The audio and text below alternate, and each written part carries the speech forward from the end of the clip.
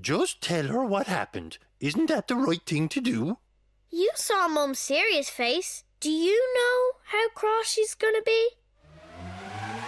Mum will rant, she will rage, she will make all kinds of noise. She will call Christmas off and will take away my toys. She'll ground me forever, no more birthday parties too. If she bans your favorite snacks, I'll share my doggy treats with you. I broke the jug and now a chip is missing. Mom will be upset because I didn't listen.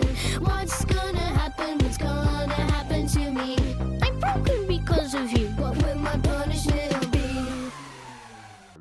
I have to tell Mum, Triggs. It's the right thing to do. I've gone and ruined everything. I'm more upset that you didn't come and tell me. Really? Yes. Do you know something, Maddie? Your mammy might be upset, but she'll always love you, and you should never be afraid to do the right thing. Aw, thanks, Mum. Thanks, Granny. Did Mum rant? Did Mum rage? She didn't make all kinds of noise. There is still a Christmas day, and she didn't take my toy.